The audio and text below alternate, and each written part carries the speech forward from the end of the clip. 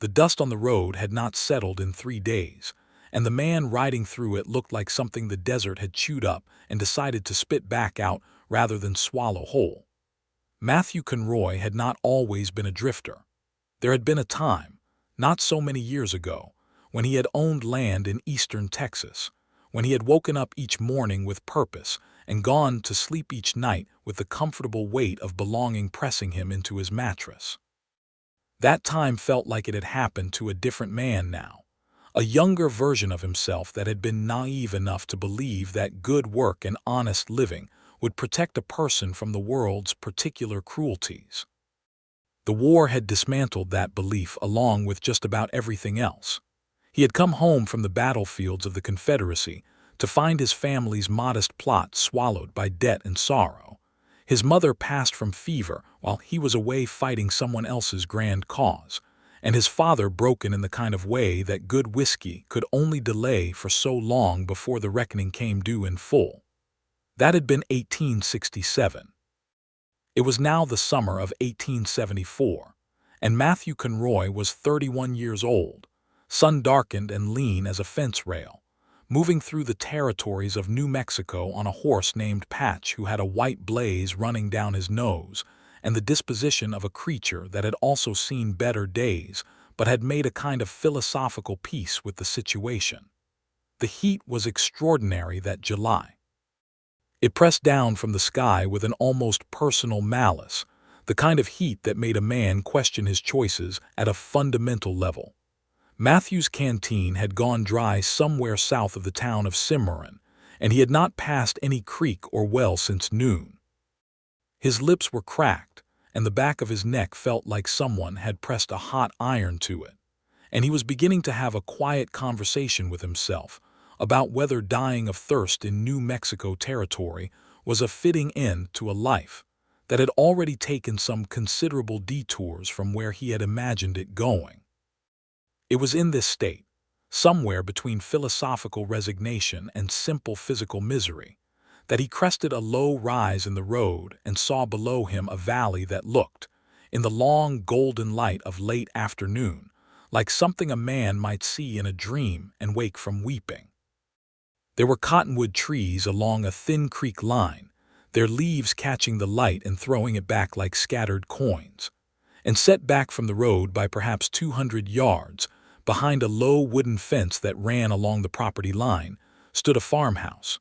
It was not a grand house. It was a practical, honest-looking structure of whitewashed adobe and timber, with a covered porch running along its front and a kitchen garden visible along its southern wall. Behind the house there were outbuildings, a barn, what looked like a smokehouse, a chicken coop from which came the distant, self-important announcements of hens. And standing at the gate in that low fence, looking out at the road with the direct and unsentimental attention of someone who had learned to assess approaching strangers carefully, was a woman. Matthew slowed Patch to a walk as he came down the slope toward the gate. He could see the woman more clearly now. She was somewhere in her mid-20s, perhaps 26 or 27, with dark brown hair pinned up under a wide-brimmed straw hat that had seen considerable use. She wore a practical cotton dress, faded blue with a white apron over it, and she was holding in her right hand what he recognized after a moment as a shotgun, carried loose and easy at her side in the manner of someone who was accustomed to it, and was not particularly troubled by the fact that she was holding it. That particular detail told him quite a lot about this woman before she had spoken a single word. He pulled Patch to a stop about 20 feet from the gate and lifted his hat, because his mother had raised him to be courteous even when he was barely upright from thirst. "Afternoon, ma'am," he said, and his voice came out rough and thin from dehydration. "I apologize for the interruption to your day. I was wondering if you might spare some water. My canteen ran dry some miles back and my horse is in worse shape than I am, which is saying something." The woman looked at him. The look was thorough and without embarrassment, the kind of assessment that a person makes when they have learned through experience that first impressions carry real consequences. She looked at his horse, at the state of his gear, at his face. Whatever calculation she was running behind those steady dark eyes concluded in perhaps 10 seconds. "There's a trough around the west side of the barn," she said.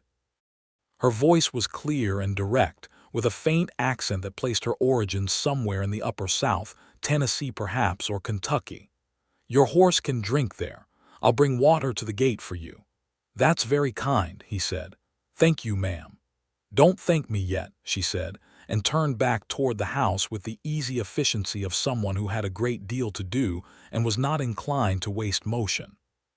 Matthew dismounted and walked Patch around the outside of the fence toward the barn end, where he found the trough she had described, filled with clean water. He let Patch drink and stood beside him in the thin shade of the barn wall, grateful for even that modest relief from the sun. The woman came back out of the house with a tin cup and a clay pitcher and walked to the gate, and Matthew came back around the fence and took the cup from her with both hands, which his mother had also taught him was the respectful way to receive something offered. The water was cold. He had no idea how she had managed that in this heat, but it was genuinely cold, and it was the finest thing he had tasted in recent memory. He drank 2 full cups without stopping, and then stood for a moment with his eyes closed, simply existing in the fact of being no longer thirsty. "Thank you," he said again, with considerably more feeling this time. "Better," she agreed. She was looking at him again in that same direct way. "You passing through to Cimarron or coming from it?" "Coming from it, roughly, heading west, no particular destination." Something in her expression shifted, not quite softening but becoming more considered. "No particular destination," she repeated, as if she were testing the words for their honest weight. "How are you with fence work?" Matthew blinked. It was not the question he had been expecting. "Beg your pardon." She turned and pointed, and Matthew followed the direction of her gesture to the eastern section of the property fence, where it was immediately apparent that some considerable section of it had come down. The posts were rotted through or leaning, the rails scattered, a gap opening the property to the road that was at least 30 feet wide. "That fence has been down for 6 weeks," she said. "My cattle have gotten out twice, and my nearest neighbor is 4 miles away and not in a position to help. I've been trying to manage it myself, but the posts need setting, and I don't have the strength to drive them properly. If you know fence work and you're willing, I'll feed you supper and breakfast and let you sleep in the barn." Matthew looked at the fence. He looked at the woman. He looked at the fence again. In his years of drifting, he had done all manner of work. He had driven cattle and mended tack and cut timber and laid track for a brief and deeply unpleasant month working for the railroad. He knew fence work. He knew it well enough to see that what needed doing here was a solid 2 or 3 days of real labor, new posts, new rails, resetting the existing structure that had shifted. "That's more than an afternoon's work," he said honestly. "I know what it is," she said. "I'm not asking for an afternoon, I'm asking for what it takes.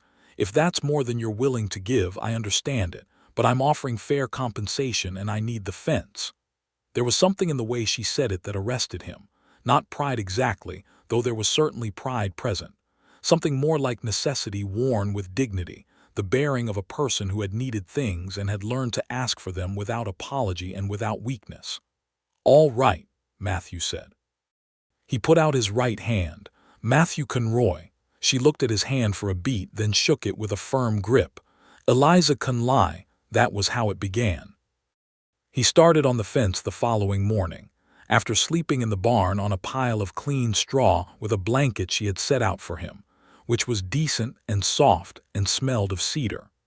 He had eaten the supper she brought him the previous evening at a small table on the porch, because she had not yet offered him a place inside, and he had not presumed to ask.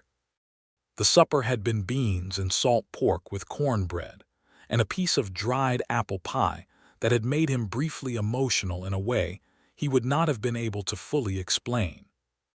The morning began with a breakfast of eggs and fried potatoes, also eaten on the porch, and Eliza Conley sat across from him at the small porch table and drank her coffee and looked out at the day, and they did not speak very much, but the silence was not uncomfortable.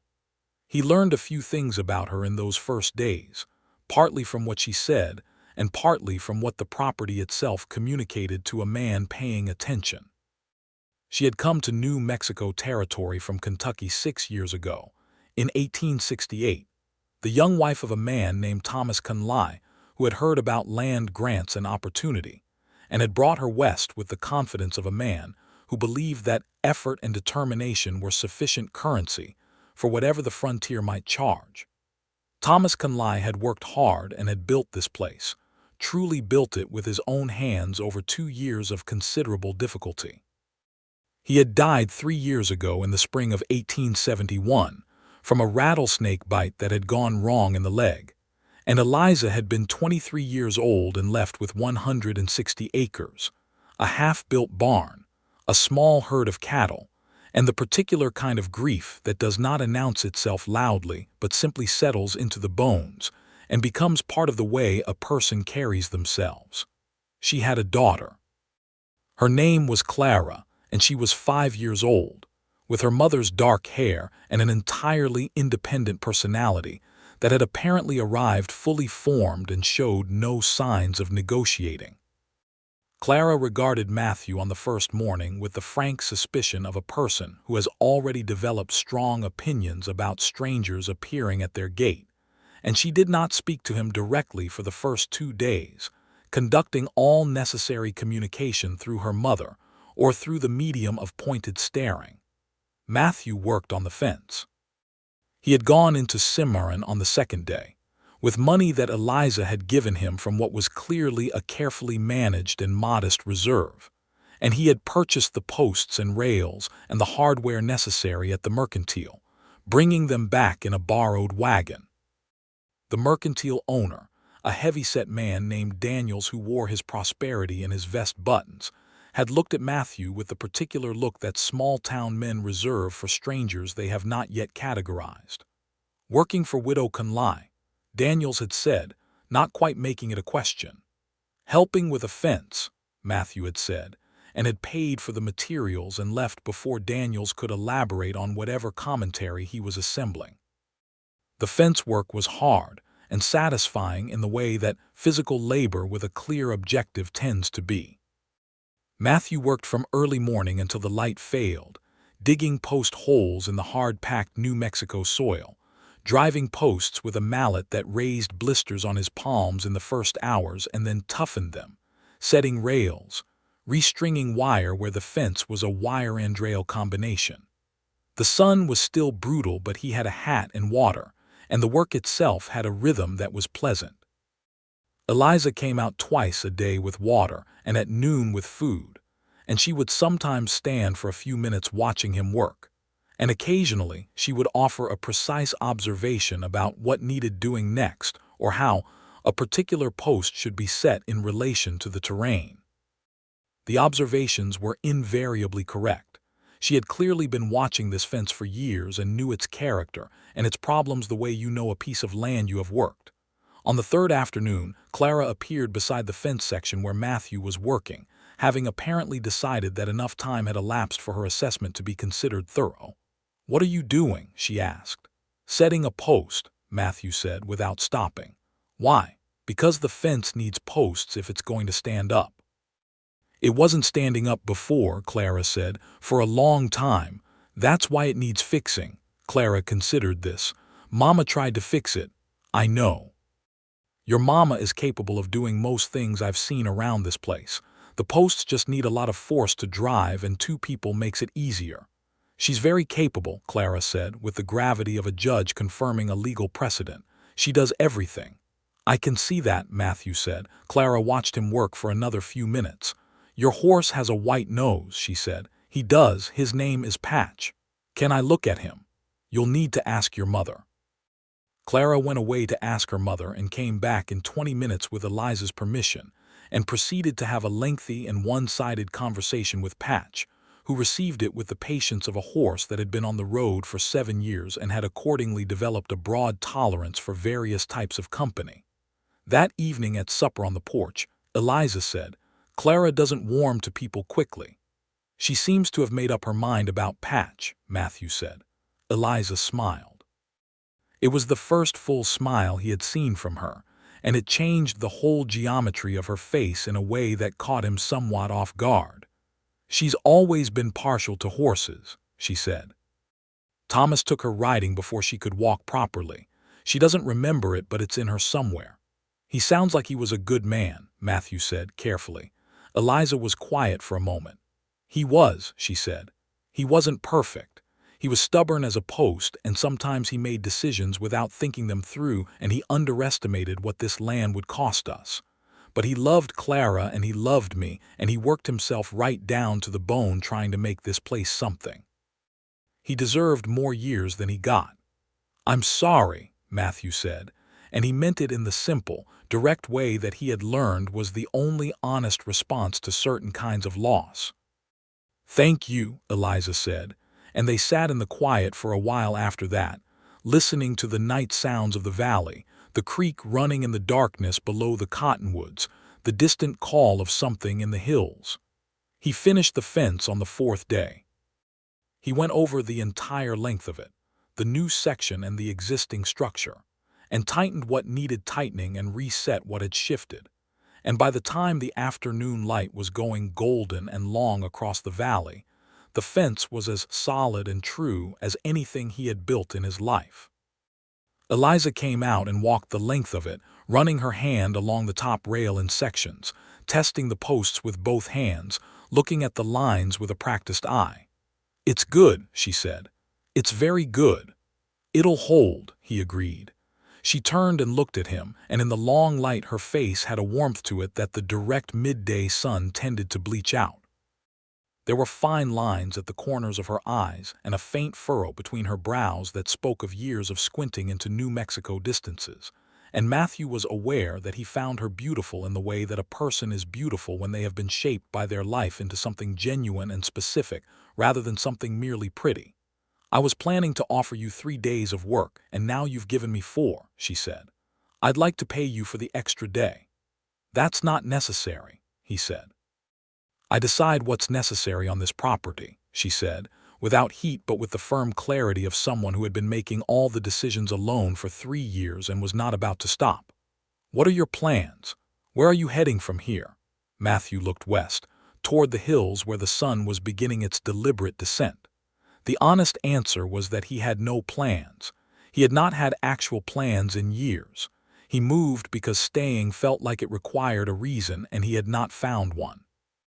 But he was aware, standing there at the fence he had built with the evening light coming on and the smell of supper beginning to drift from the kitchen window, that something in him that had been moving for 7 years was very reluctant to continue moving just at this particular moment. "I don't have anywhere specific to be," he said. Eliza studied him in that direct way she had. "There are other things on this property that need doing," she said. "The barn roof has been patching repaired twice, and it needs to be done properly before winter. One of the outbuilding doors is off its hinges. I've got a water situation on the north pasture that I've never fully solved." She paused. "I can't pay a great deal, but I can offer room and board and a fair wage for the work." Matthew was quiet for a moment. "Mrs. Conley," he said, "I want to be straightforward with you because you've been straightforward with me. I'm a drifter. I don't have a settled reputation or references or a church membership to commend me. I'm offering you a stranger's labor, and I understand if that's not what you're looking for." "I know what I'm looking at," Eliza said. "I've been managing this place alone for 3 years.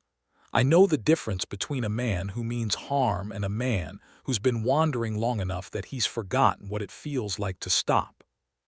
You mended my fence with care, you treated my daughter with respect, and you haven't looked at my place like it's something to be taken. That's my assessment." She paused again. "Of course, if you'd rather keep moving, that's your right and I won't fault you for it." He had ridden into that valley a drifter with an empty canteen. He stood now at a fence he had built, at the edge of a property that felt more like a place than any location he had occupied in years, and Eliza Conley was watching him with those steady dark eyes, and Matthew Conroy made a decision. "I'll stay," he said, "for however long the work requires." It was the most honest thing he had said to anyone in a long time, because the work, as it turned out, required considerably more than either of them had initially supposed. The barn roof took the better part of 2 weeks. Matthew stripped the old patch sections and replaced the underlying structure in several places where water damage had compromised the beams, then laid new boards and sealed them properly. It was skilled work that required as much problem-solving as physical labor, and Eliza came out several times a day not just to bring water, but because she was genuinely interested in how he was approaching each structural challenge. She had a mechanical intelligence, a natural understanding of how things worked and why they failed, and their conversations about the barn roof were specific and engaged and entirely different from the kind of social conversation Matthew had been mostly avoiding for years. Clara had by this point decided that Matthew was acceptable, a determination she communicated not through any softening of her direct and serious demeanor, but through an increased frequency of appearing wherever he was working and asking precise questions about what he was doing and why. She had also developed a pattern of bringing him things she considered interesting, a particularly smooth river stone, a feather she had found near the creek, a drawing she had made of Patch that was technically imperfect, but captured the horse's particular personality with remarkable accuracy for a 5-year-old. He began to look forward to the appearance of Clara and her offerings with an affection that surprised him. He had not had much experience with children, had not been in a position to accumulate it, and he had always vaguely assumed they would be foreign territory. But Clara was so entirely herself, so uninterested in pretending to be anything other than exactly who she was, that he found her company genuinely refreshing. The outbuilding door was fixed in a single afternoon. The north pasture water situation took 3 days of walking the property and thinking and digging test trenches before Matthew identified the real problem, which was that the original channel Thomas Conley had dug to bring creek water to the pasture trough had silted up in a critical section and was diverting most of the flow. Clearing and rerouting it properly required hard digging and some creative engineering with available materials, but when water finally began running clean and consistent into the north pasture trough, Eliza came and stood beside it with her hands on her hips and looked at it for a long moment. "Thomas worked on that for a year before he gave up," she said quietly. "He was close," Matthew said. "The diversion was subtle." "Don't," she said, but gently. "Don't diminish what you did. You solved something that needed solving, and it matters for this place." She looked at him. "It matters a great deal." Those weeks had a texture that Matthew would later think of as the beginning of understanding what a life could feel like when it had roots in it. He ate breakfast and supper with Eliza and Clara on the porch, or inside the kitchen when it rained, which it did occasionally and dramatically in that monsoon season that came to New Mexico in late July. He slept in the barn on the pallet he had made more comfortable over time. He worked with a sense of purpose that had been absent from his days for so long that its return felt almost startling. He was careful. He was careful about the distance he kept, about the propriety of his conduct, because Eliza was a widow and a woman of reputation in her community, whatever community existed in that 4-mile radius, and he had no right to complicate her life with anything that was not clearly invited. He did not presume. He was useful and respectful, and he kept his feelings, which were developing with an inevitability that he recognized and was somewhat alarmed by, firmly in their proper place. Eliza was also careful, but she was not as good at hiding things as she thought she was, because Matthew had become, over those weeks, attentive to her in the specific way that happens when a person has begun to matter to you, and you are not quite ready to acknowledge it.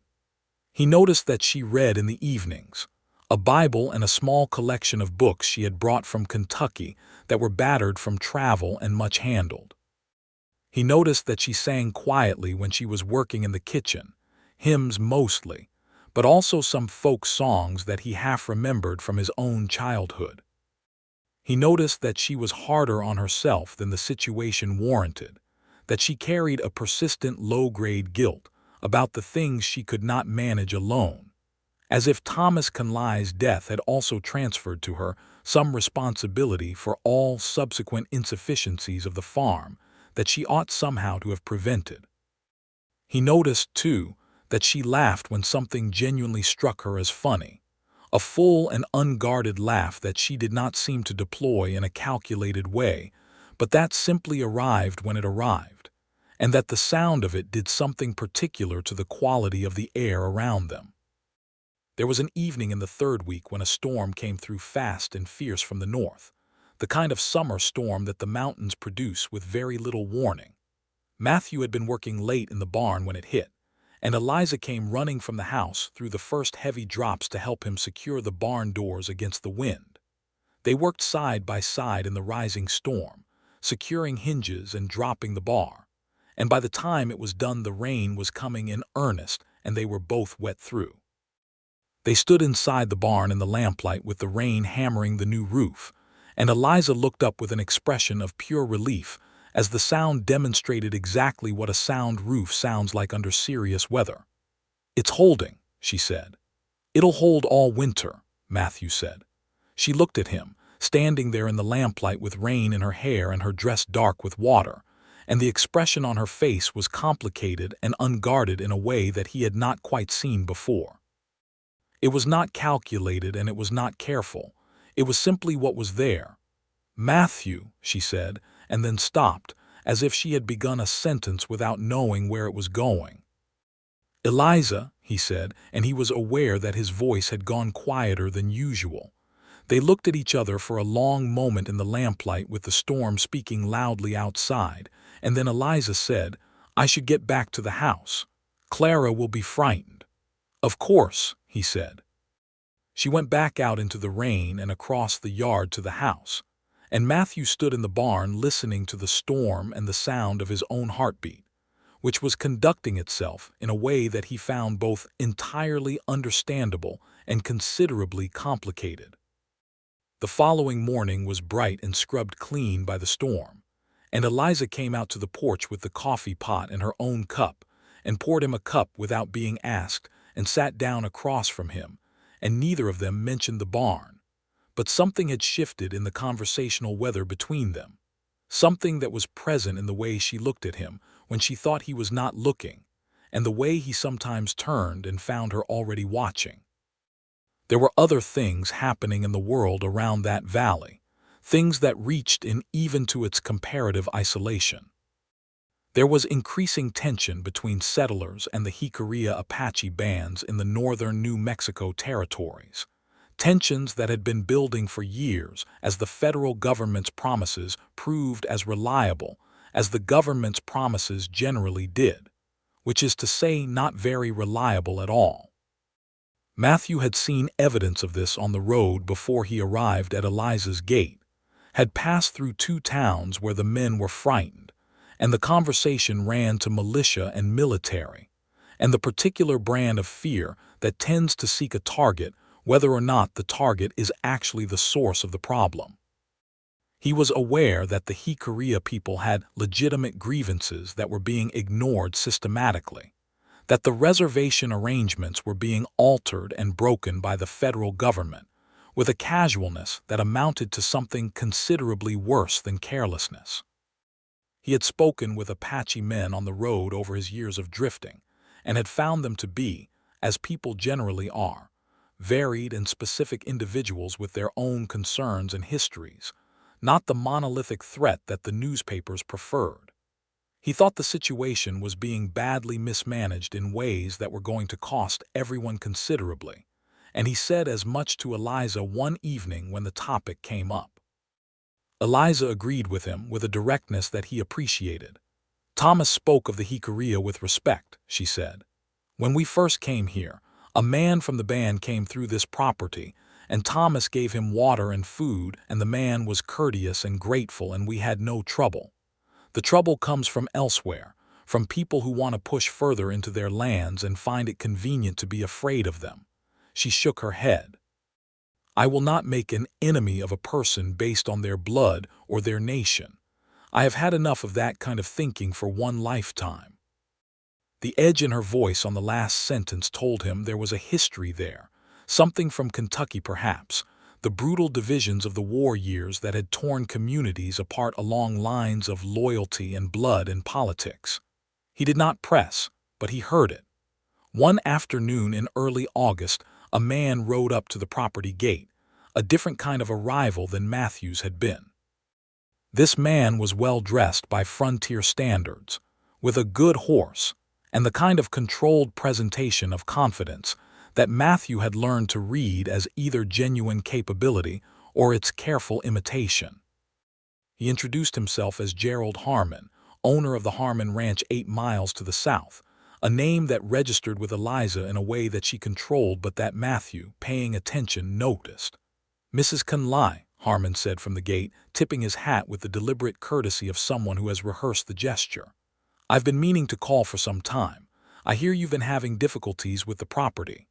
"The property is in fine order," Eliza said from the porch. She had not moved toward the gate.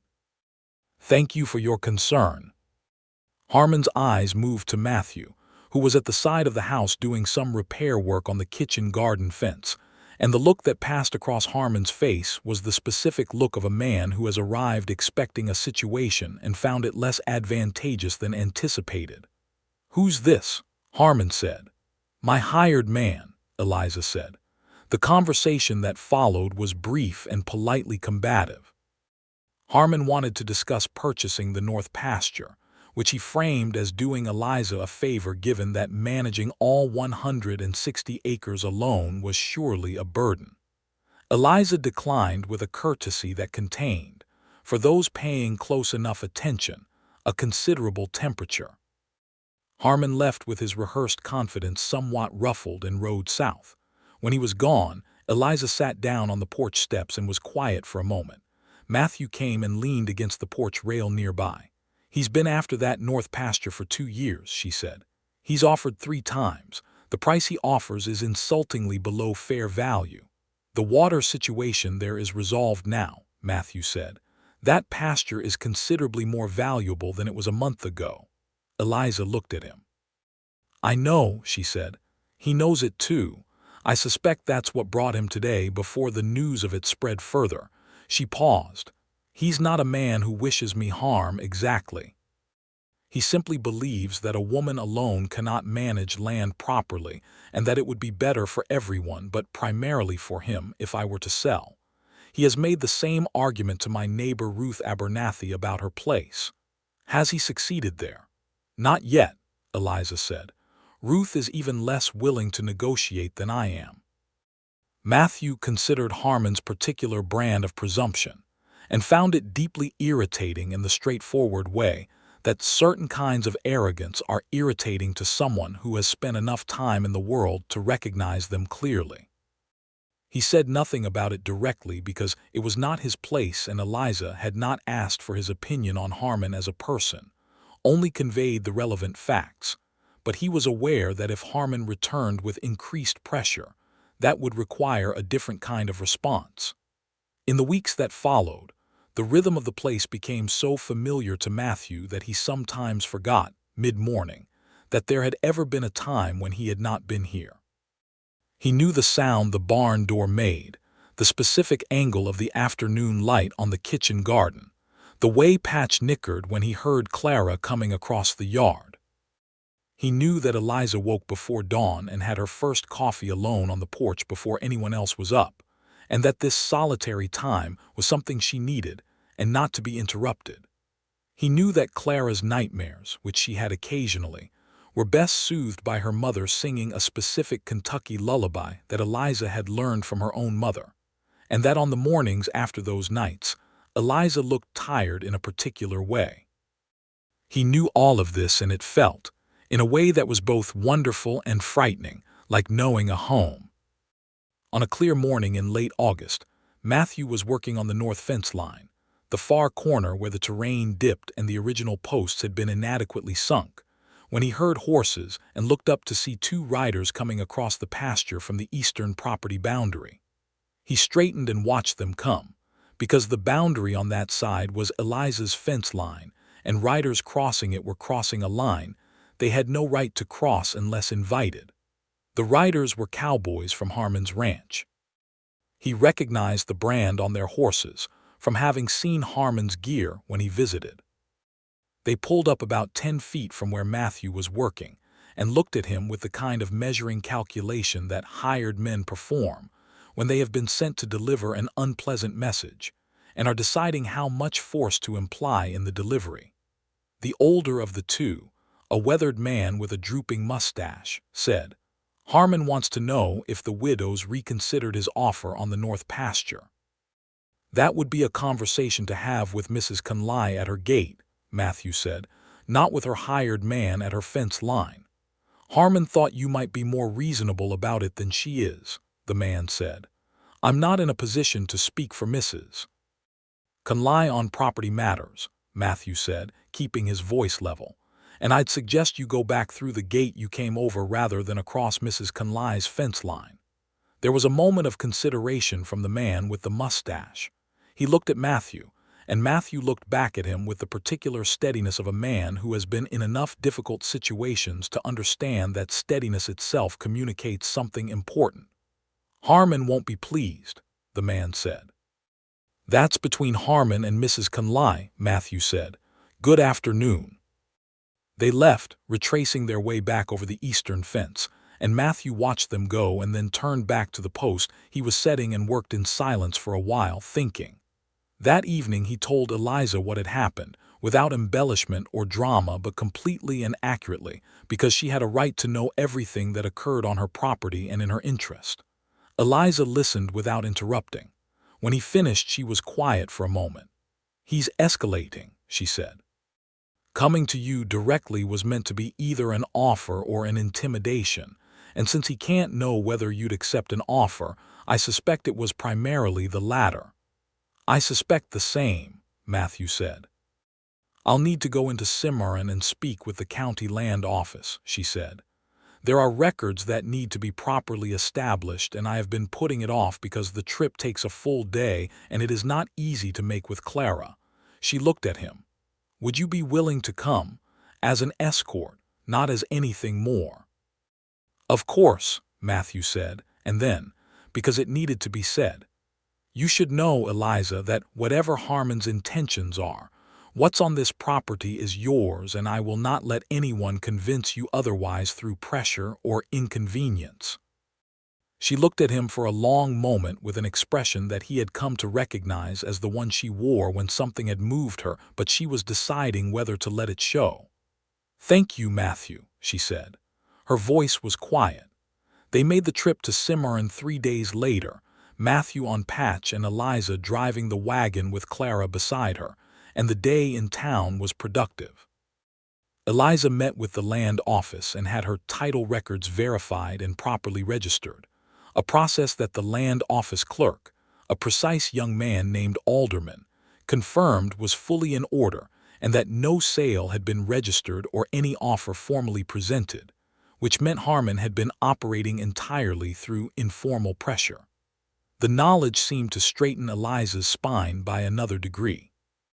She also stopped at the dry goods store and the post office, where there was a letter from her sister in Kentucky, and she read it on the wagon seat with a small private smile that told Matthew the news was good. Matthew, for his part, spent some of his time in Cimarron at the hardware store, and some of it in a brief and carefully observed conversation at the saloon, where he gathered the general community intelligence that he had learned, over 7 years of drifting, was the most reliable way to understand the social landscape of any small frontier town. What he gathered confirmed Eliza's read of Harmon, a man of ambition and some local influence who operated primarily through social pressure and manipulation of frontier isolation, and who had not yet escalated to anything that a clear assertion of legal title and evident community presence would not discourage. On the road back from Cimarron, Clara fell asleep against Eliza's side with a thoroughness that only small children achieve, and Eliza drove the wagon one-handed with Clara's weight warm against her, and the evening light was doing extraordinary things to the hills to the west, and Matthew rode Patch at the wagon's pace and was aware that this moment, this particular arrangement of light and road and the people he was riding with, felt more like belonging than any moment of his adult life. "Matthew," Eliza said, in the quiet voice she used when she was deciding to say something she had been thinking for a while. "Yes," he said. "What happened in Texas?" She said it without apology for the directness. "You don't have to tell me, but you've never talked about it, and I find I would like to know." He was quiet for a moment, watching the road ahead. Patch's ears moved in the way that meant the horse was also paying attention, which was a habit Matthew had always found oddly comforting. He told her. He told it straightforwardly, without dramatizing or diminishing. The family land, his father's debts, the war, coming home. The 2 years after the war, trying to rebuild something, and finding that the ground had shifted in ways that effort alone could not address. The slow realization that there was nothing left to rebuild, followed by the decision, which was less a decision than a surrender to momentum, to simply start moving and see where moving led. 7 years, Eliza said when he was done. 7 years, he agreed. That is a very long time to be in motion, she said. It is, he said.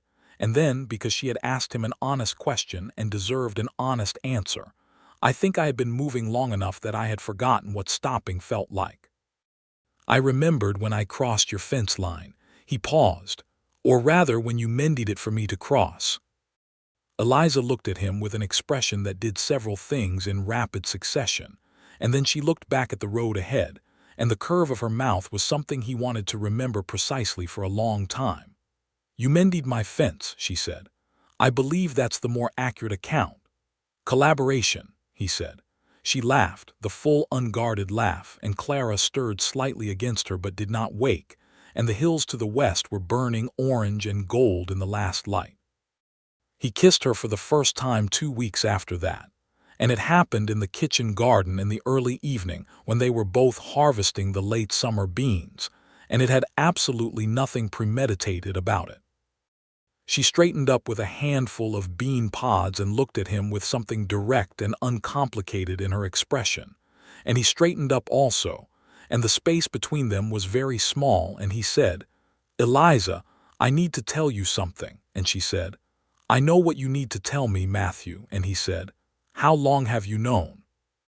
And she said, Since the storm in July, and he said, That long, and she said, I was being careful, and he said, So was I, and she said, We can stop being quite so careful now, I think, and he agreed, and that was when he kissed her very gently in the kitchen garden with the late light on the bean rows and the smell of turned earth and growing things all around them. Clara, who had been on the other side of the garden trellis the entire time, said loudly, Are you going to do that a lot? They separated, and Eliza pressed her lips together in the way she did when she was preventing a larger expression from escaping, and Matthew cleared his throat. Clara, Eliza said. I was just asking, Clara said with perfect reasonableness. That is a reasonable question, Matthew said. And I would like to think the answer is yes, but that is a matter for your mother and me to decide. Clara thought about this. I don't object, she said, with the gravity of a territorial judge delivering a ruling, and went back to looking at the beans. Eliza looked at Matthew, and the expression on her face was the full one, the unguarded one, the one that had been assembling itself over months. She doesn't object, Eliza said. That's the important vote, Matthew said. The weeks that followed were the happiest of Matthew Conroy's adult life, and he thought about that fact sometimes with something that was almost wonder, how it was possible for happiness to arrive at 31 having been largely absent for the preceding decade, and how it was possible for a particular valley, and a particular woman, and a small serious girl with strong opinions to constitute the thing that his life had been moving toward without his knowing it. He moved from the barn to the small room at the back of the house, the room that had been Thomas Conley's workshop, when the autumn nights began to turn cold. This was managed with the proper formality and the clear understanding that nothing inappropriate was occurring, because Eliza's reputation in her community was something she valued and protected, and Matthew valued it on her behalf. Harmon had already sent one social probe through his cowboys. There was no benefit in giving him further ammunition. Gerald Harmon did come back in September, in person this time, riding up to the gate on a Tuesday morning with the presentation of a man who has recalibrated his approach. He was more direct this time about the financial pressure he was implying, mentioning the cost of winter supplies and the difficulty of isolated property management in terms that were meant to produce anxiety. Eliza met him at the gate with the composure of a woman who has had 3 years of practice in standing alone against difficulty. "Mr. Harmon," she said, "my title is clear, my records are in order at the county land office, and my property is in better condition than it has been in several years. I am not interested in selling any portion of it. If you make this offer again, I will ask Cimarron's magistrate to note the pattern of approaches as a formal matter of record. Good morning." Harmon looked at her for a long moment. His eyes went to the house, where Matthew was visible through the open kitchen window, and then back to Eliza. "Good morning, Mrs. Conley," he said, and rode away, and he did not come back. The neighbor Eliza had mentioned, Ruth Abernathy, did visit in late September. A broad-shouldered woman of about 50 with red hands and a direct manner who drove her own wagon 4 miles to have supper with Eliza, and who looked Matthew over with the concentrated assessment of someone who has been watching out for Eliza Conley for some time, and has standards about who is admitted to that role. "Ruth is the nearest thing I have to family here," Eliza had told him before the visit. Matthew understood the weight of that and treated the supper accordingly, which is to say he was honest and direct and helped with the dishes afterward without being asked, which seemed to be the test that mattered. Ruth pulled Eliza aside at some point during the evening and Matthew did not try to overhear, and when they came back Eliza's expression was slightly pink, and Ruth looked satisfied in the manner of someone whose investigation has concluded favorably. Ruth said to Matthew, as she was leaving, "Eliza Conley is one of the finest people I have met in 30 years of living on frontiers." "You treat her accordingly." "I intend to," Matthew said. "Good," Ruth said. "Then we'll get along." And she drove her wagon home into the dark. In October, Matthew rode into Cimarron alone, and he was at the land office for a different purpose than the one they had visited it for in August.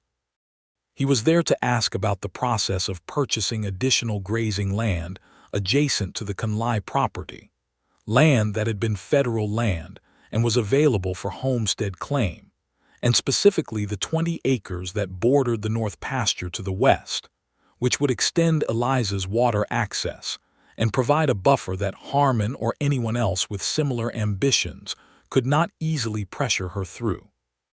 The land office clerk alderman explained the process, and Matthew spent an hour understanding the requirements of the Homestead Act as it applied to New Mexico territory. He also met, in Cimarron that day, a man who would become important.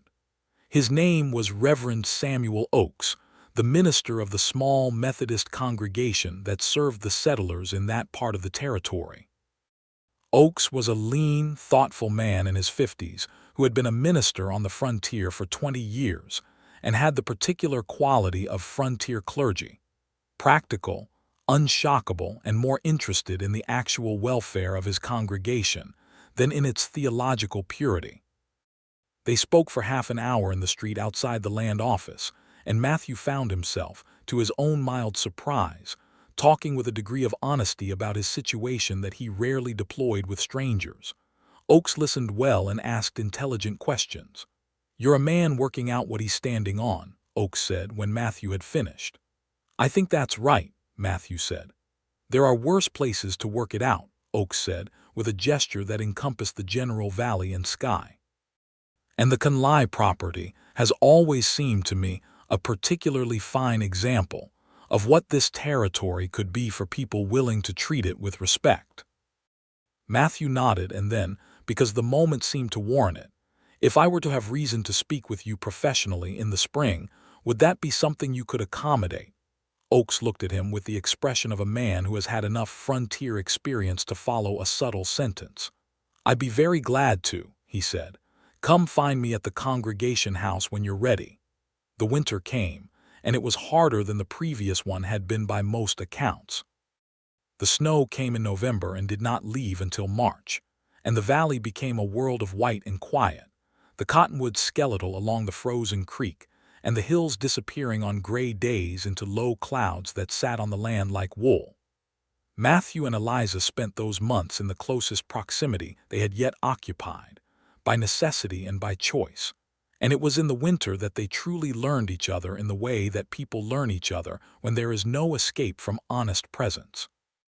They argued twice, genuinely argued, and both times about things that mattered. Once about how to manage the cattle through a stretch of particularly cold weather, where Matthew's instinct and Eliza's experience came to different conclusions, and it took an afternoon of working through it to reach an approach they both believed in, which proved correct.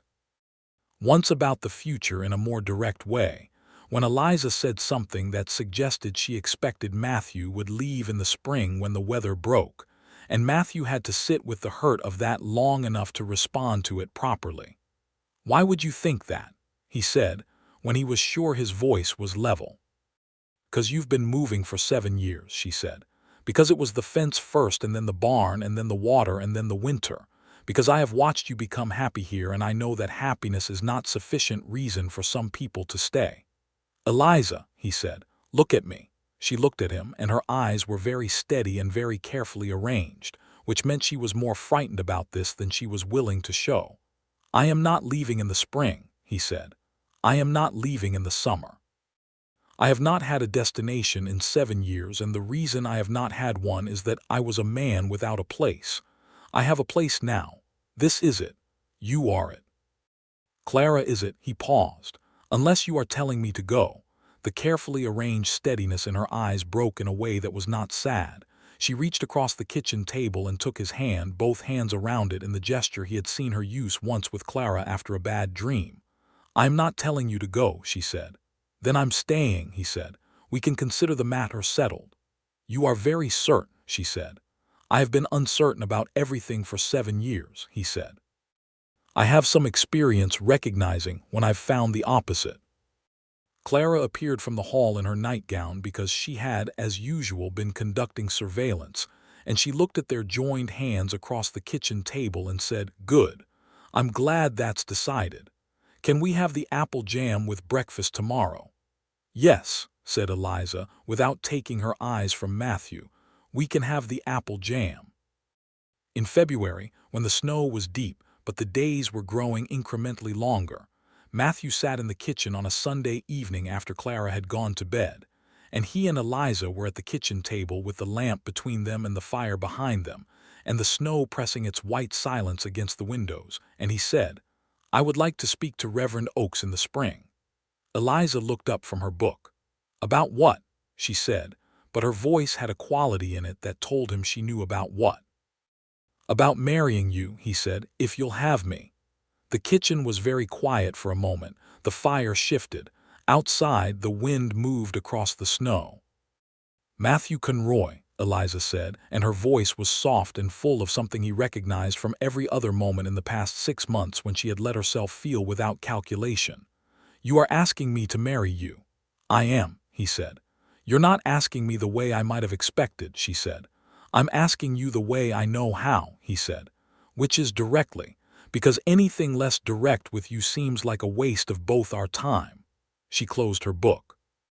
She looked at him across the lamp with all of it present in her expression. The months of careful watching and the barn storm and the kitchen garden and the winter's arguments and its evenings and everything that had built between them out of water requested at a gate and a fence asked to be mended. "Yes," she said, "I will marry you." He reached across the table and she reached toward him, and they held each other's hands across the lamp flame, and the kitchen was warm, and outside the snow was falling, and it was, Matthew Conroy thought, an entirely sufficient moment for a man who had been out in the cold for 7 years.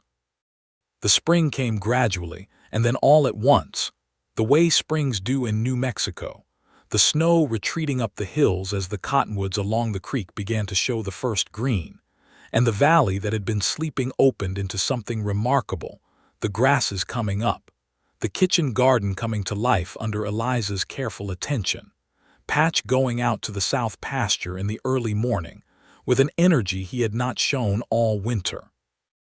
Matthew rode into Cimarron in March to speak with Reverend Oakes, who received him with the unsurprised warmth of a man who had been expecting this particular conversation since October. "She said yes, I presume," Oakes said. "She did," Matthew said. "Then I look forward to a May wedding," Oakes said. "I'll ride out to the property to discuss the particulars whenever it's convenient." There were practicalities to address, and Matthew addressed them with the methodical care he brought to everything on the property. He had been drawing wages from Eliza since September, modest but steady, and he had some of his own money besides, accumulated over years of itinerant work, and he used a portion of it to file the homestead claim on the adjacent 20 acres he had researched in October, filing it in both their names in anticipation of the marriage, a legal formality that the land office clerk alderman helped him navigate correctly. The claim was logged and registered, and the 20 acres to the west of the north pasture became part of the extended Conley property.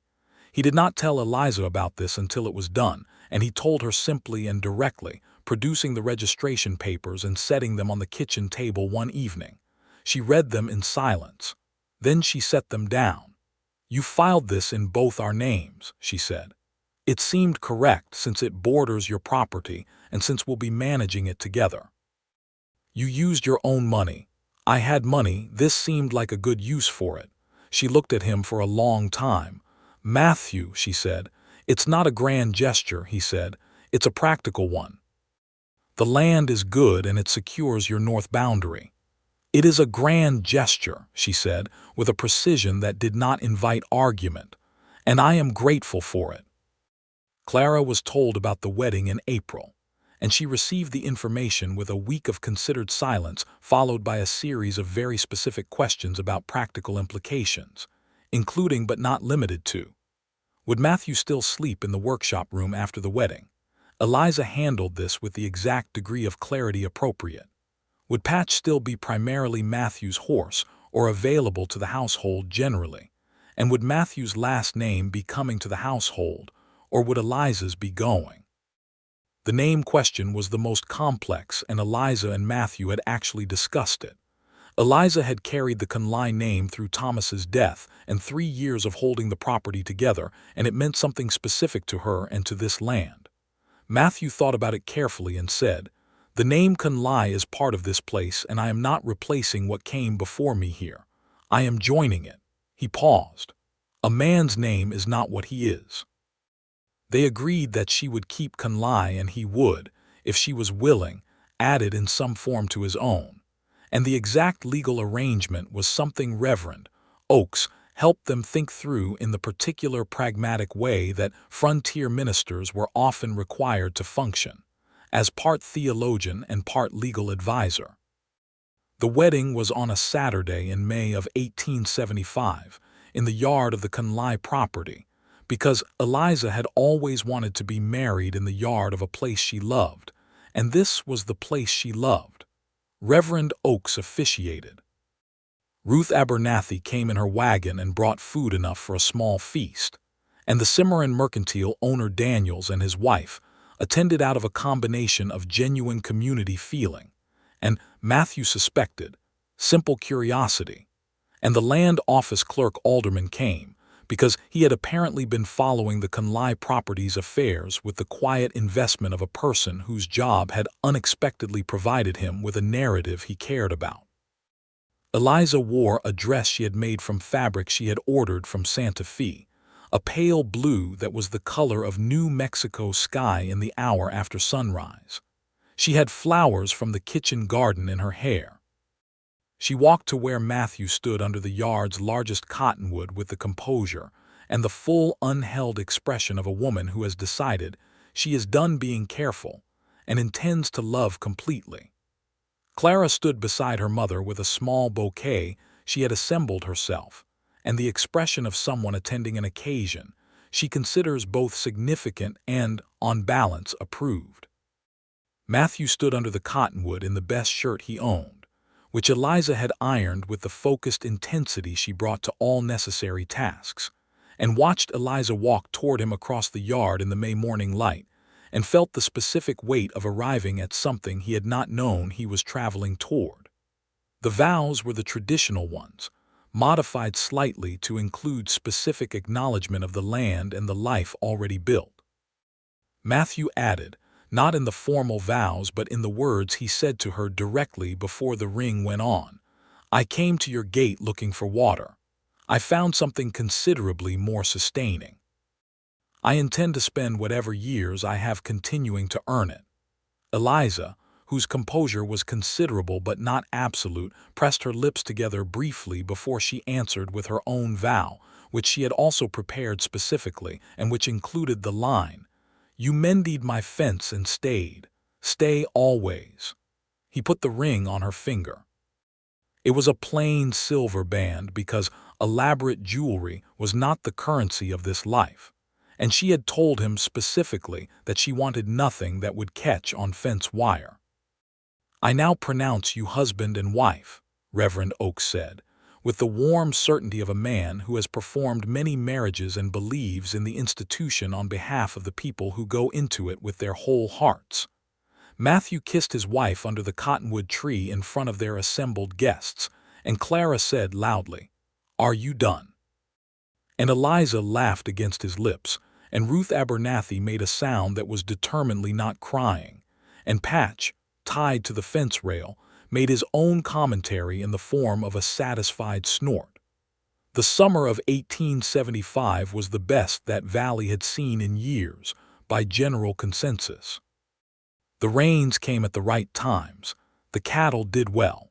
The north pasture, with its resolved water situation, supported significantly better grazing than it had the previous year, and the kitchen garden produced abundantly enough that Eliza put up preserves that filled an entire shelf of the pantry, and still had enough left to send jars home with Ruth Abernathy.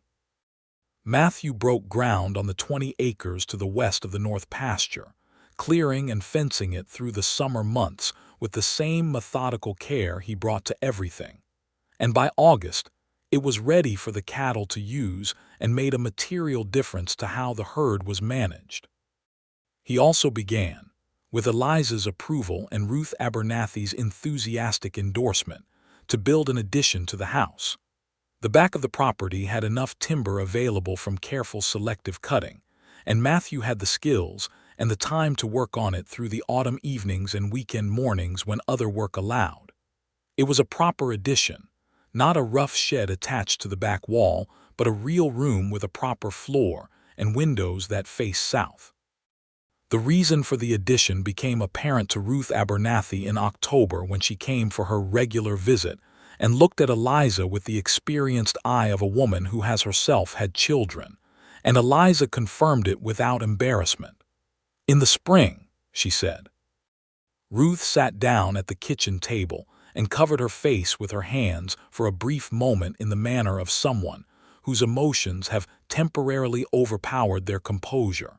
And then she recovered herself and said very practical things about preparations and timing, and which of the women in the territory had the most experience with these matters. Matthew came in from outside during this conversation and understood what was being discussed from the particular energy in the kitchen and Eliza's expression, which was looking at him with a particular quality, and he stood in the kitchen doorway for a moment before he went to her and took her hands. "Spring," he said. "Spring," she confirmed. "March, Reverend Oak's wife thinks." He held both her hands in both of his. "Then we'd better have that room finished by February," he said.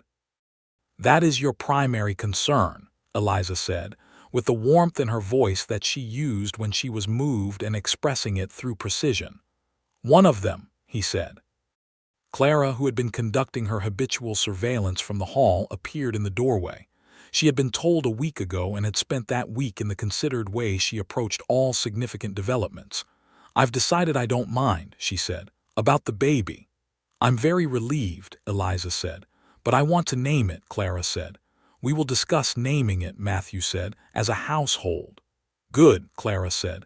I have some ideas. The autumn and winter of 1875 had the quality of a time being well used. Matthew finished the room addition in January, the roof sealed properly against the New Mexico winter with all the skill he had developed on the barn.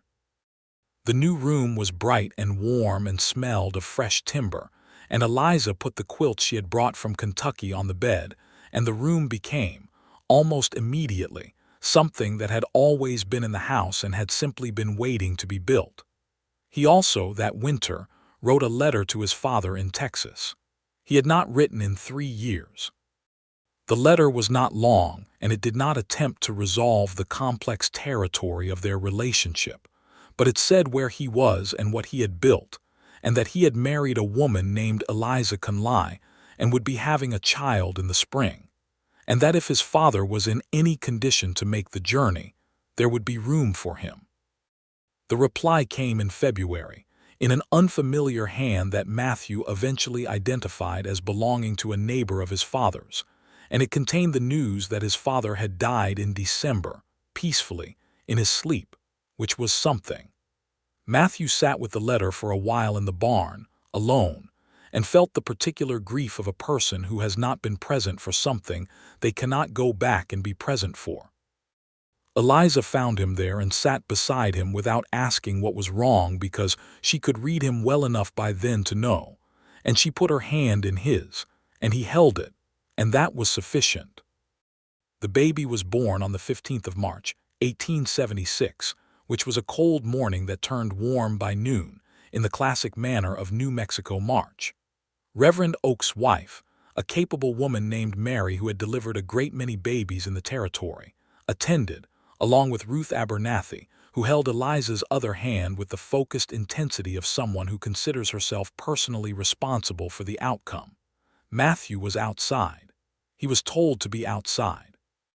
He spent 4 hours walking the property's perimeter in a manner that was not calm, circling the fence line he had built, touching the posts he had set, looking at the barn roof he had repaired, and the water channel to the north pasture, and all the accumulated evidence of what he had made his life into, until Ruth Abernathy came to the porch and called to him. He went inside, and Eliza was in the bed they shared, looking exhausted and composed and like herself in the way that people look like themselves at their most genuine, and in her arms was a boy, a son. Small and red-faced and objecting to the world with considerable force, and Matthew stood at the edge of the room and looked at this person who had arrived and felt something happen to his chest that he had no adequate words for. "Come here," Eliza said. He came and sat on the edge of the bed, and she transferred the baby to his arms with the careful confidence of someone who knows exactly what she is doing and trusts the person she is handing something irreplaceable to. Matthew held his son and looked at him. The baby's eyes were closed, and he had stopped objecting quite so loudly, and his weight was the specific weight of something that matters more than anything you have previously weighed. "Has your nose," Eliza said. "He has your stubbornness," Matthew said, "based on the evidence of this morning." Eliza smiled. "I heard you walking the fence line for 4 hours. "I was checking the posts," he said. "You checked them last week," she said. "They bear regular checking," he said. She reached out and touched his face, and he turned and looked at her, and she looked at him, and the baby between them made a small sound that was not quite a sigh but was in the general family of sighs. "What is his name?" Clara said from the doorway, where she had been waiting with the focused patience of someone who had a prepared position. "We discussed it," Eliza said. "We discussed several options," Matthew said. "What do you think of Thomas William?" Clara crossed the room and stood beside the bed and looked at her brother with the expression of someone making a final assessment. Thomas had been their father's name. William had been Matthew's father's name. "I think," Clara said with her characteristic deliberate gravity, "that is exactly right." Thomas William Conroy was registered at the Cimarron Land Office, at Matthew's insistence with both names. It was not a standard practice, but the clerk alderman, who had by this point developed a personal investment in the Conley property's affairs, made it work. The spring and summer of 1876 were full in every sense of that word. Thomas grew with the energy of a child who has decided that the world is an interesting place and should be fully investigated. Clara, at 6 now, took on the role of older sibling with the seriousness of a person accepting a commission, teaching Thomas things he was far too small to learn, but was going to learn regardless of that, and keeping a watchful eye on him with the focused attention that made her mother's eyes fill on more than one occasion. Matthew and Eliza ran the property together in the full sense of the word together, which meant not that Matthew managed and Eliza assisted, or vice versa, but that they genuinely worked it jointly, each contributing what they were best suited to, discussing decisions and arriving at shared conclusions, disagreeing sometimes with the productive vigor of two people who respect each other's intelligence and are not afraid to say so. Ruth Abernathy came and went as she had always done, and she and Eliza had developed by this point the deep particular friendship of women who have seen each other through difficult things, and Ruth, who had been widowed herself many years ago and had her own property 8 miles east, was the nearest thing to extended family the valley contained. There was one more thing that needed resolving, and Matthew addressed it in the summer of 1876. He had thought about it through the winter and the spring, and on a July morning he rode into Cimarron and visited the office of the territory's federal land commissioner, who came through Cimarron quarterly. The commissioner was there, and Matthew spent 2 hours with him discussing the homestead claim and the question of ownership structure. And when he left the commissioner's office, the 160 acres of the original Conley property and the 20 acres of the adjacent homestead claim were registered together as a single property, clear title, with the owner listed as Eliza Conroy Conley and Matthew Conroy jointly.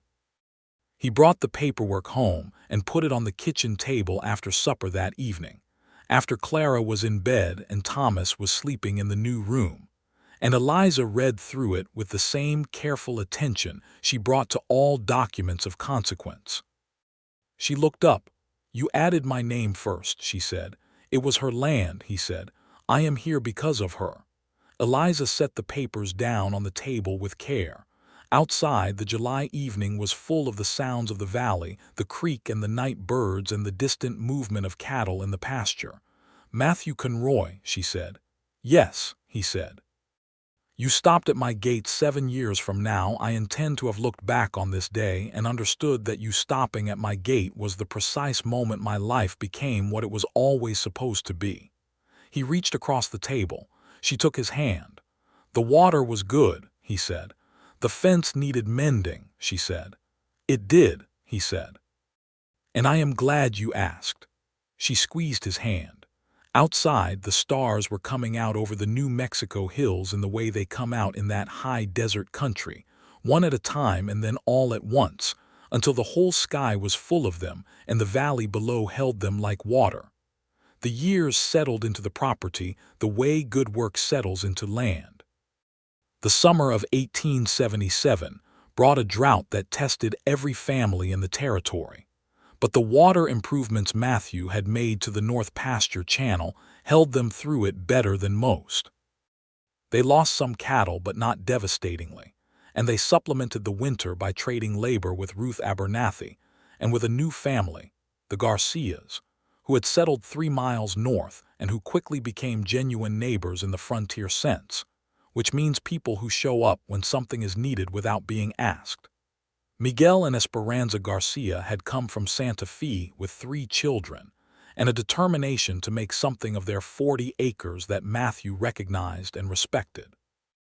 There were those in the territory who were less welcoming of a Spanish-speaking Catholic family, and Matthew and Eliza were entirely direct about which side of that line they stood on, which was Eliza's position first, stated flatly and without apology, and which matched Matthew's exactly. The Garcias and the Conleys became what frontier families sometimes become when the world is large, and the nearest people are close, and what they share is more important than what differs. They became something very like extended family. Thomas, at 2, had developed a personality that contained his mother's directness, his father's patience, and something entirely his own, which was a deep and immediate attachment to everything that moved, every animal and insect and bird that passed through his awareness, pursued with a single-minded enthusiasm that made keeping track of him an active occupation. He also had, from Clara, a vocabulary that exceeded what most 2-year-olds deploy, because Clara had been teaching him words since he was capable of paying attention to them. Clara, at 7, was in the process of learning to read with a seriousness that made Eliza proud in a way that sometimes left her speechless. There was no school within reasonable distance, which was a common frontier problem, and Eliza had been teaching Clara herself from the books she had brought from Kentucky, and Clara had taken to reading with the intensity of someone who has discovered the precise thing they were made for. Matthew, who could read well and had retained from his early Texas years a decent education, joined the teaching effort, and the kitchen table on winter evenings became a school of 2 teachers and 1 exceptionally demanding student, with Thomas providing commentary from the floor and the cat, who had arrived from somewhere in the summer and been named Captain Hargrove by Clara for reasons no one fully understood, observing proceedings from the warmest spot near the fire. In the autumn of 1878, Eliza confirmed to Matthew quietly over the kitchen table one evening that Thomas was going to have a sibling. She said it with the particular quality of a woman who has done this before and knows what she is in for and has decided that knowing it makes it more welcome rather than less. Matthew was quiet for a moment. Then he said, "Clara is going to have opinions." "Clara always has opinions," Eliza said. "We should tell her before she figures it out herself," Matthew said. "She figured out the last one approximately 4 days before we told her." "She was watching more closely than we knew," Eliza agreed. "She watches everything more closely than anyone knows," Matthew said. "I believe she has a future in detection." Clara received the news of the coming baby with a week of thoughtful consideration, and then came to her parents at the kitchen table with a list. She had written it herself. The list contained, in her careful 7-year-old script, the names she proposed for the new sibling, distinguished by whether they were for a girl or a boy, with annotations explaining each choice. The level of preparation involved made both her parents incapable of speech for approximately 30 seconds. "I've been thinking about it," Clara explained. "Clearly," said Matthew. "These are suggestions," she clarified, "not requirements, though I would like my reasoning to be considered." "It will be deeply considered," Eliza said. The second child was born in April of 1879, a girl this time, arriving in the spring with the green coming up on the hills, and the cottonwoods bursting with new leaves and the kitchen garden already showing its first growth under Eliza's attention. They named her Frances Ruth, the Ruth for Ruth Abernathy, who cried properly this time without any pretense at composure. Clara, upon meeting her sister, held Frances with the careful gravity of someone accepting a significant responsibility and looked at her for a long time and then said, "Frances is a good name. I had suggested it second on my list." "We know," said Matthew. "Good," said Clara, apparently satisfied. Thomas, at 3, looked at Frances with a complicated expression and then said firmly, "Mine," which Eliza had to gently begin the long work of correcting, though she privately found it among the most reassuring things a 3-year-old had ever said to her. The property, by the summer of 1879, was something that Matthew sometimes stood back from in the early morning light and looked at with the simple satisfaction of a man who has built something worth looking at.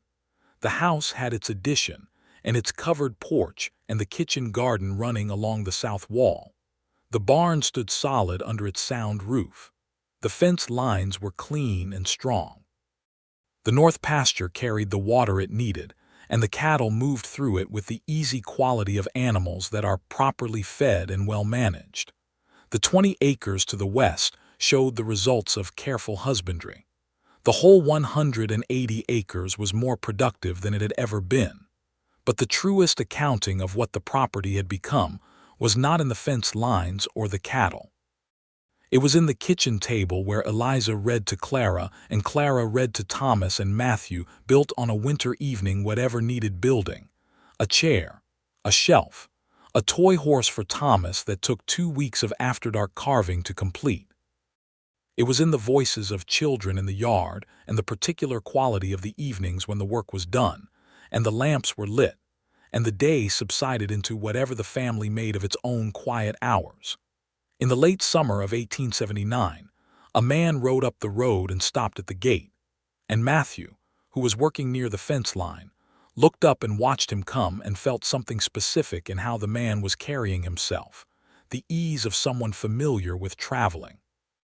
The man was perhaps 55, with gray at his temples and the hands of someone who had worked with them for decades, and he looked around the property with an expression that Matthew recognized as the expression of someone seeing something they had been trying to imagine from a description. "I'm looking for Matthew Conroy," the man said. "You found him," Matthew said. "My name is James Conroy," the man said. "I'm your father's brother, your uncle. I received your letter, the one you sent your father after he passed. I held it for a while, and then I thought I'd like to see what you'd built." Matthew looked at him for a long moment. He had not met his Uncle James since he was a boy. He did not know him well, but there was something in the man's face that was familiar in the way that blood sometimes makes itself known in a stranger's features. "Come in," Matthew said, and opened the gate. James Conroy stayed for 2 weeks. He was a quiet man with good hands and a dry sense of humor that emerged gradually, over shared meals and evening conversation, and he was good with Thomas in the instinctive way that some people are good with small children. He and Eliza regarded each other with the careful mutual assessment of two people who are important to the same man in different ways, and by the end of the first week had arrived at a genuine mutual respect that expressed itself in long kitchen table conversations about Texas and Kentucky, and all the ways that the country had been moving people around. He told Matthew things about his father that Matthew had not known. That his father had kept the letter Matthew had written, the one announcing his marriage and the coming child. That his father had read it more than once by James's observation. That his father had said, near the end, that he thought his son had found the right place. Matthew received this information in the way he had learned to receive things that were both good and sad at the same time, which was with the full acknowledgement of both qualities, without trying to resolve them into something simpler. James Conroy went back to Texas eventually, with an invitation to return that Matthew meant genuinely, and with the address of the Conley property in his pocket, and he did return, twice more, over the following years, and it constituted the beginning of the connection to family that Matthew had thought was fully severed. By the time the decade turned, the Conley property was as sound and established as anything in that part of the New Mexico territory. The year 1880 brought with it the census takers who came through and recorded the household: Matthew and Eliza, husband and wife; Clara, 9 years old; Thomas, 4; Francis, 1. The property recorded, the land registered, the family named. Clara by then had achieved a level of reading that surpassed what Eliza and Matthew had taught her, having gotten into Matthew's small collection of books and Eliza's Kentucky collection, and the occasional newspaper from Cimarron with an appetite that needed feeding constantly. It was Ruth Abernathy who proposed, at Sunday dinner in March of 1880, that Clara ought to go to school. "There is a school now in Cimarron," Ruth said. "Real one, with a teacher from Santa Fe. She's good from what I hear." "Cimarron is a full morning's ride," Eliza said. "I know it," Ruth said. "But that girl needs more than 2 kitchen teachers and good intentions. She's going to surpass all of us by year's end, and then what will you do?" Eliza and Matthew discussed it for 2 evenings. Clara, who was doing her habitual surveillance, appeared on the second evening and said, "I would like to go to school in Cimarron." "We're considering it," Eliza said. "I've already considered it," Clara said. I think it's necessary. The logistics were significant. They resolved them over several weeks, arriving at an arrangement with a family in Cimarron whose daughter was Clara's age and whose house had a spare room, where Clara could stay through the week and return home on weekends. It was a solution that required trust and careful management, and it cost them something in the quiet of weekdays to have Clara's observational presence removed, but it was the right thing and they all knew it. Clara went to school in Cimarron in September of 1880 and wrote them a letter every Wednesday in her careful, increasingly sophisticated script, reporting on her studies with the precise detail of a person who knows her correspondents are interested in the details. Matthew read the letters aloud to Eliza in the evenings after Thomas and Frances were in bed, and they discussed them with the genuine engagement of two people who find their oldest daughter endlessly interesting. The property continued. There was no drama in the continuing, which was in its own way remarkable. The fence held. The barn held. The cattle did well in good years and were managed carefully in difficult ones. The kitchen garden expanded year by year under Eliza's skill. The 20 acres to the west became the most productive grazing on the property. Thomas, growing up, became what Matthew had suspected he might from the evidence of his character at 3, deeply connected to the land and the animals, passionate about horses in the way that Clara had always been, learning the cattle work at Matthew's side from the time he was old enough to sit a horse without help. He had Eliza's dark eyes and Matthew's lean build, and a laugh that was entirely its own, frequent and unguarded, and the best sound on the property. Frances, growing up, was something neither of her parents had quite seen coming, which was the family's artist. She drew constantly, on any available surface, and her subjects were the life around her, the horses and the cattle and the hills and the kitchen garden and the faces of the people she loved.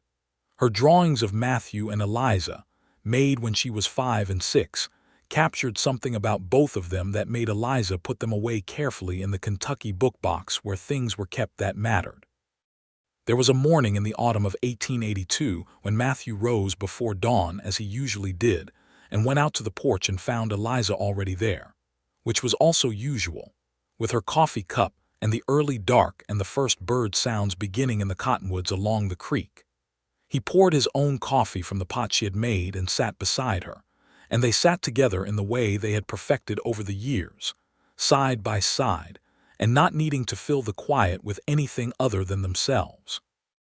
The sky began to lighten in the east, the first gray becoming rose becoming gold, moving across the hills with the slow, deliberate drama that this country performed every morning as if for the first time.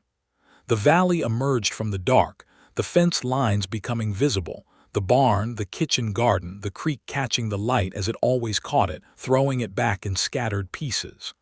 "Matthew," Eliza said. He said, "Are you content?" She said it not as a question that required defense, but as a genuine inquiry, the kind she asked when she wanted to know the actual state of things. He thought about it honestly, as she would expect. He thought about the 7 years of drifting, and the day he had crested the rise and seen this valley in the late afternoon light, and the woman at the gate with her direct eyes and her quiet authority. He thought about the fence he had mended, and the barn roof and the north pasture water, and the wedding under the cottonwood. He thought about the kitchen table on winter evenings and Thomas's laugh and Frances's drawings, and Clara's weekly letters full of intelligent observation.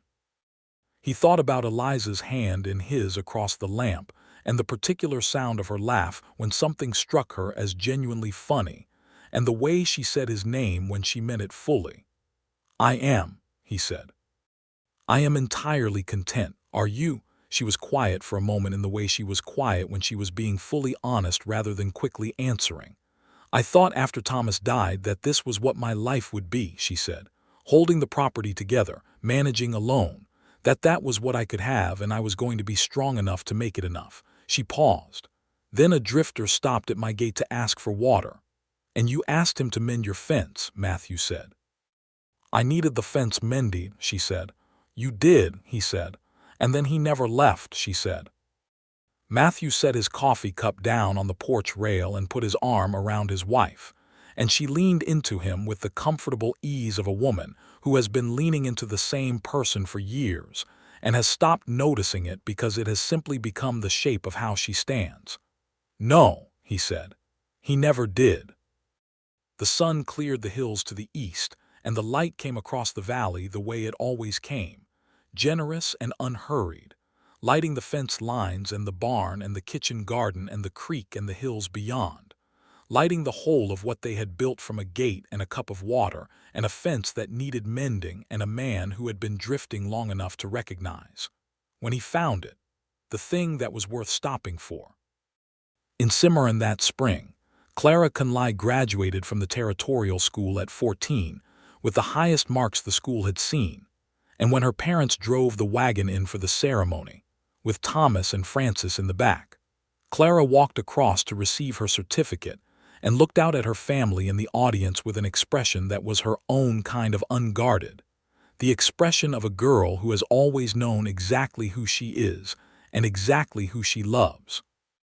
Matthew and Eliza sat side by side in the Cimarron schoolhouse with their two youngest beside them, and watched their oldest daughter receive the acknowledgement of everything she had worked for.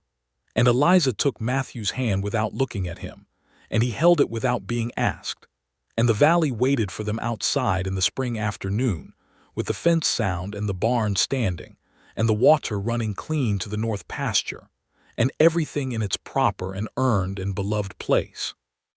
That evening, driving home with the light going long and golden across the New Mexico hills, and Clara riding beside the wagon on her own horse, the horse Matthew had helped her choose at the Cimarron trading post for her 11th birthday, and Thomas and Francis asleep in the wagon bed, Matthew drove with the reins in his hands and Eliza beside him on the seat.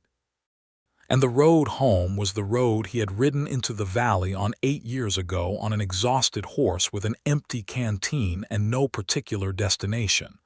He had stopped at a gate. He had been given water. He had been asked to mend a fence. He had never left. And the evening came down over the valley, the way evenings come down when a person is exactly where they are supposed to be, gently and completely, laying itself over the land, and the people on it with the warm, final, unambiguous certainty of something that has arrived and intends to stay.